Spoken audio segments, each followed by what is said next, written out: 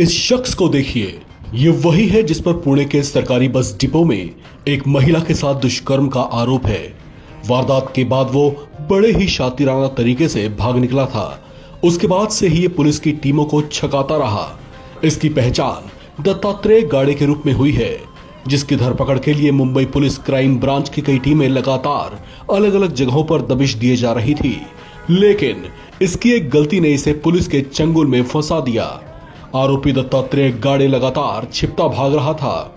उसने अपने कपड़े भी बदले थे और प्यास लगने पर उसने अपने एक रिश्तेदार से पानी की बोतल मंगाई थी।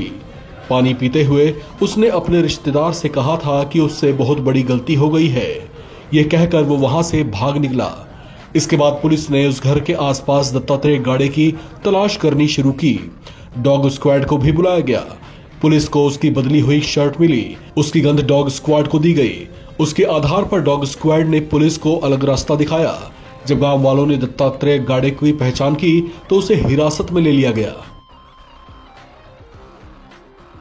Swargate rape bus terminal rape incident के आरोपी को गुनाट गांव से डिटेन किया गया था। इसमें crime branch, zone 2, Swargate police station, recruits, RCPs ऐसे अलग अलग पथक करीब 500 अधिकारी और कर्मचारी इस ऑपरेशन में पिछले 3 दिन से थे। कल इसमें गांव के जो गुनाट गांव के करीब 400 से 500 नागरिकों का इसमें बहुत सहकार्य मिला।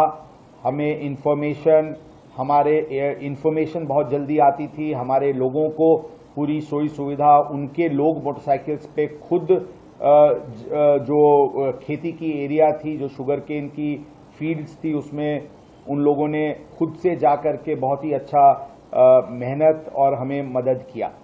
हमारी डॉग स्क्वाड ने अलग अलग जगह की लीड्स दी, जिस लीड्स के आधार पे हमें काफ़ी पॉजिटिव उसकी रिजल्ट मिली। ड्रोन कैमराज, जिसमें थर्मल इमेजिंग युक्त कैमराज थे, वैसे ड्रोन कैमराज का यूज किया गया था और उसकी भी काफी फायदा इसमें हुई थी।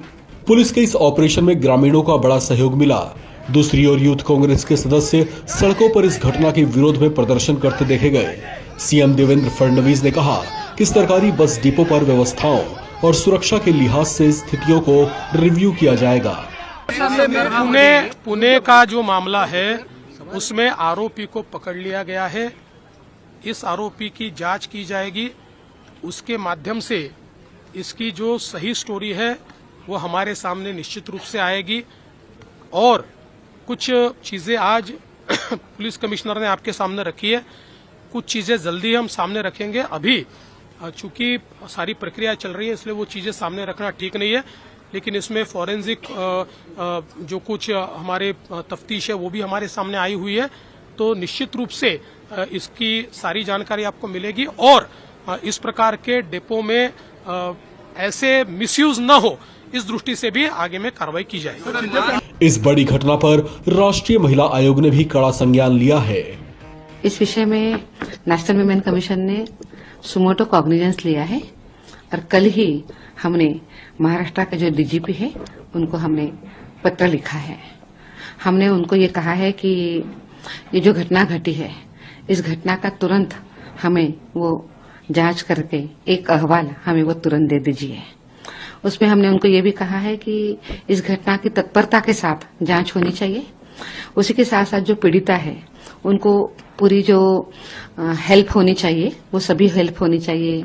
उनके मानसिक स्वास्थ्य के लिए, शारीरिक स्वास्थ्य के लिए उसको मदद मिलनी चाहिए, मेडिकल हेल्प मिलनी चाहिए, उसको सुरक्षा भी देनी चाहिए। आपको बता दें कि पुणे के स्वारगेट बस डिपो में आरोपी ने एक 26 वर्षीय महिला के साथ दुष्कर्म किया था। करीब 3 दिन की पड़ताल के बाद पुलिस ने आरोपी दत्तात्रेय गाड़े को उसके गांव से गिरफ्तार कर लिया है। इस खबर में फिलहाल इतना ही।